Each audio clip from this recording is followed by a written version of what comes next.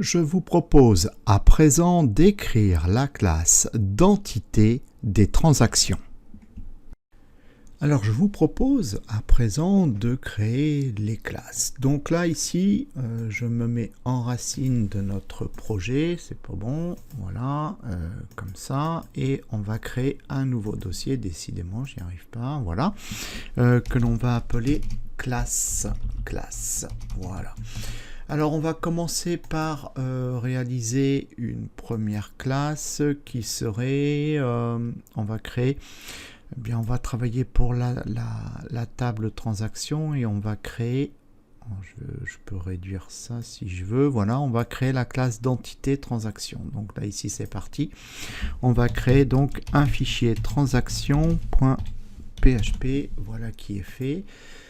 Je ferme mon explorateur, je vais même fermer le fichier de cnx.php. Donc là, ici, on va créer notre classe d'entité. Donc là, je déclare une classe transaction. Pour la classe transaction, on ne va pas réfléchir midi à 14h, on va aller voir ce qui se passe dans la table transaction. Dans la table transaction, on a deux champs, on a transaction ID et transaction. Donc on va déclarer nos propriétés en visibilité privée de façon à ce qu'ils ne soient pas accessibles depuis l'extérieur. Donc le premier, c'est transaction ID. Et la deuxième, le deuxième attribut, pardon, ce sera private transaction, voilà qui est fait. Bon, et ensuite on met en place nos transactions. On va mettre en place bien nos getters et nos setters. Donc là on va créer les setters, donc on leur donne une visibilité publique de façon à ce qu'ils soient accessibles depuis l'extérieur. Donc on va créer le premier setter qu'on va appeler transaction ID, donc set transaction ID. Alors ce setter va venir affecter pour l'objet courant à la propriété transaction ID, voilà, bien ce qu'il reçoit en paramètres, on va dire par exemple $ID, voilà, donc ça c'est fait. On va mettre en place maintenant un setter set transaction pour affecter à la propriété transaction ce qu'il va recevoir. Donc on a dit il va s'appeler set transaction, on va mettre en paramètre $transaction. Donc là ici on va affecter pour l'objet courant à la propriété transaction ce que l'on reçoit en paramètre, donc à savoir $transaction.